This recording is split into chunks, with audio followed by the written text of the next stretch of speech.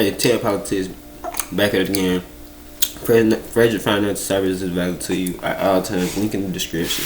Matter of fact, just check out all my links in the description. I ain't got time to be doing all this intro shit. We just finna get to it. Fuck out of here. What's good, family? Welcome back to the channel. In this video right here, we have Atlanta CEO's friend was killed right in front of him. He told authorities everything. Now, this is the CEO of Quality Control record label. And now, one of the artists that he had under his record label was Takeoff. And we had seen in a previous video that we watched how it was basically showing us how the death of Takeoff was foreshadowed in multiple music videos up to his death. And now, I'm really just wondering if this death right here was a planned inside job, or is it just something that happened? Was it just street beef? You get what I'm saying? So, I don't know. Let's give this video a look and see what information they provide. CEO of Quality Control, shout out my stay up on the streets and take the heat. Versace. Baby, push on you, Bill.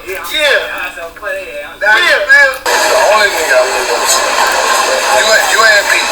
Y'all niggas set the standard for it. You know what I'm saying?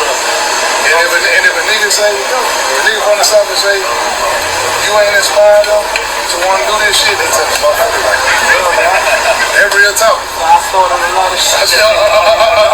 I get it for you. And guess what? You're doing a great job, man. I'm very proud of all y'all success and everything.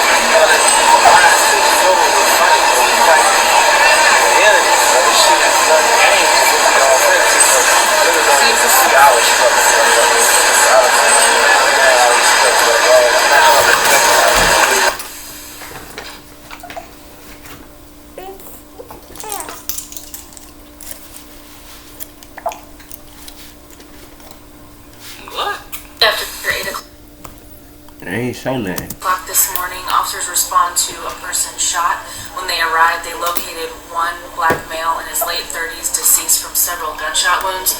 They were able to locate certain items of evidence, including some shell casings. Right now, we're canvassing the neighborhood, trying to find any witnesses or any video footage of what happened. We have been speaking with some neighbors who did call 911 after reporting hearing gunshots. At this time, we're still trying to determine a motive or who the suspects are. But at this time, we do believe that it was a targeted shooting based on witness accounts. I looked out the window and that's when I saw.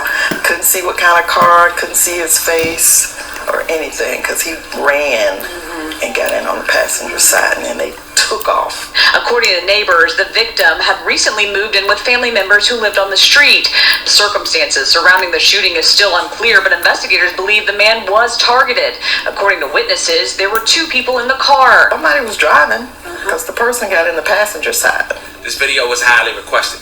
I had to do a lot of homework and a lot of research. We're going to the 8th. We got to talk about one of the two owners of the successful hip-hop label, QC, based out of Atlanta.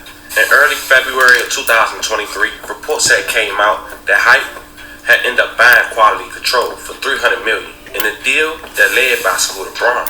Now, of course, you know I'm not here to tell you whether that was a good deal or not. But QCP, one of the two owners who we'll discuss in this video, he's been in the limelight recently for allegations of telling on some prior cases. And a lot. I ain't gonna act like we skipped over them selling QC for $300 million. What you talking about? The deal that led by Scooter Braun had ended up buying Quality Control for $300 million in a deal that led by Scooter Braun. Now, of course, you know I'm not here to tell you whether that was a good deal or not. That was but a horrible QCP, deal. one of the two owners who we'll discuss in this video, he's been in the limelight recently for allegations of telling on some prior cases. And a lot of it been. When you sell something like that for that much, that means you just kind of like saying you just done with the situation.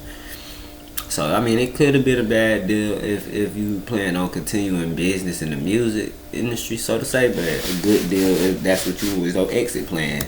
Because we don't know how much money people already got, plus that $300 million, you know what I'm saying? Scattered paperwork being released.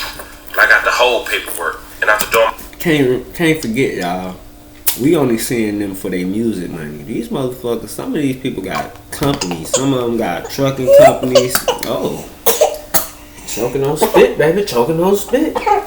Some of them got trucking companies, some of them got restaurants, car shops, all kind of shit. So they got other shit that they money keep on flipping in. You know what I'm saying? So remember that. So when you hear somebody say they sold all their music for 300 million, that's probably not a bad deal if they know they got other businesses that's grossing around 2 million a year or some shit. You know what I'm saying? That's all I'm saying. Doing my research, it seemed QCP might have told on a couple people. Now it seems QCP got a man a decade based on his testimony alone. But the strange thing about this case is after the man was released, who we'll later discuss, he was gunned down 9 months after being released and what authorities claim to be an unsolved murder and was targeted. With people close to the victim saying an M for hire. Now I know at the end of this video, you guys want to have a clear understanding if QCP snitched on. I know you're in the middle of something, but if you want to save money on your car insurance, list it up. My friend used to pay $163 per month for car insurance. Now look how much he pays. I'm gonna say this before we start the video.